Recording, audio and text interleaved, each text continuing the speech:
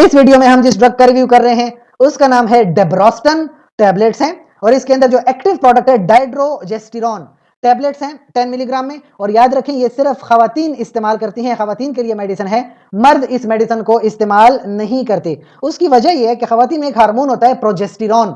Progesterone खवातीन की sexual health को मेंटेन करता है। एक तो जो खवातीन के माहवारी होती है, पीरियड्स आते हैं, उसको मेंटेन करता है, और दूसरा ये मेडिसिन जो है ये खवातीन में प्रेगनेंसी को मेंटेन करती है या खवातीन में बांझपने को खत्म करती है। तो अगर किसी को बांझपना है तो वो इस मेडिसिन का इस्तेमाल कर सकती हैं।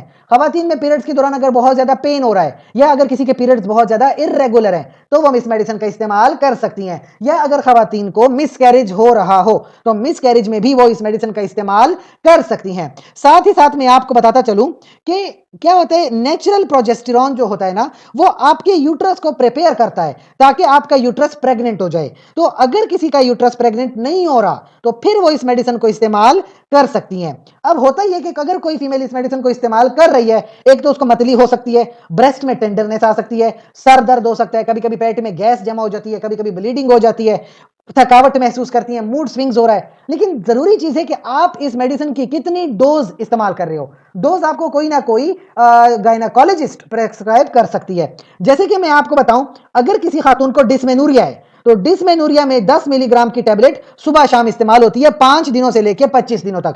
अगर किसी के साइकिल बहुत ज्यादा इरेगुलर है, साइकिल में कोई रेगुलरिटी नहीं है, कभी 20 दिनों पे आ रहा है तो कभी 30 दिनों पे आ रहा है, तो फिर क्या होता है कि 10 मिलीग्राम की टैबलेट सुबह शाम इस्तेमाल हो सकती है 11 दिनों से लेकर 25 दिनों तक। फिर क्या होता है, अगर किसी खातून में इनफर्टिलिटी है, बांझपना है, तो वो इस मेडिसिन का इस्तेमाल कर सकती है 10 मिलीग्राम सुबह शाम।